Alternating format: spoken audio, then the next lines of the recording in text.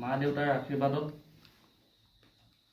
ভগৱানৰ আশীৰ্বাদত, ফেলোশ্বিপৰ সহায়ত আজি এদিনকৈ 5 বছৰ কমপ্লিট কৰিলোঁ।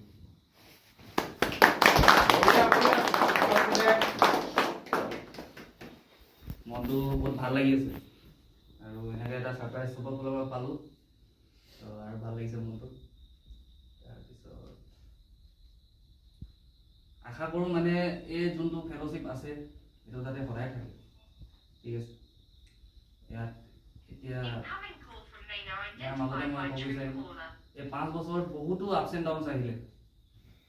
কোনোবা এটা টাইম এনেকুৱাও আহিছিলে যোন টাইমত মাথাটো ঘূৰি গৈছে, কিন্তু প্ৰথম কথা এইটোৱে যে মই মোৰ জীৱনটোত যোনদিনাখন আহিলোঁ যে সেইদিনাখনে এৰি দিলোঁ ভগৱানৰ ওপৰত, হাইপাৱাৰ ওপৰত। যেনেকৈ লৈ যায় তেনেকৈ লৈ যাম। অকল মোৰ মাথাত এইটোৱে যে আছে ধৈৰ্য ধৰিম, সহ্য কৰিম, বাছ কথাটো সিমান। যিমানো যি আহক লাগিলে, প্ৰব্লেম যিনো নাহক লাগিলে, ধৈৰ্য ধৰিম, সহ্য কৰিম, আৰু যি হ'ব ভালেই হ'ব, সেইটোৱে ভাবি আছোঁ। আৰু সেনেকৈ আজিৰ দিনলৈকে মই বুকু একদম খিন্দাই কিনে ক'ব পাৰিছোঁ যে একো নাই মোৰ লগত, না টকা পইচা আছে না কিবা আছে, যিমানটো যেনেকুৱা যি নহওক এনেকুৱা ভাল একো হোৱা নাই, কিন্তু বেয়াও একো হোৱা নাই। ইমানটো কথা মই একদম বুকু খিন্দাই কিনে ক'ব পাৰিছোঁ। আজিৰ দিনত প্ৰব্লেম আহিছে যদিও প্ৰব্লেম গুচি গৈছে নিজে নিজে।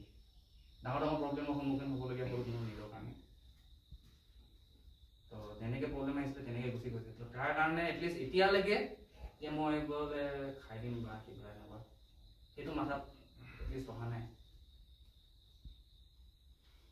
তো ভাল লাগিছে এনেকেই যাতে গোটেই যোনখিনি নিউ কামাৰ আছে গোটেইখিনিকে এইটোৱে ক'ব বিচাৰিম যে সেই আপছ এণ্ড ডাউনছ আহিব, একেলগে যেতিয়া থাকিম যে বস্তুখিনি নিজে নিজে চল্ভ হৈ যাব, প্ৰব্লেম নিজে নিজে চল্ভ হৈ যাব। অকল মনত অনেষ্টিটো থ'ব লাগিব।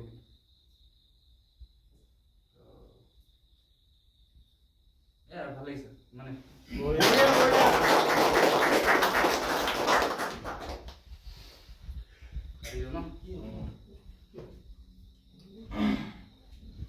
अच्छा से करो वीडियो बोला फोन कर देता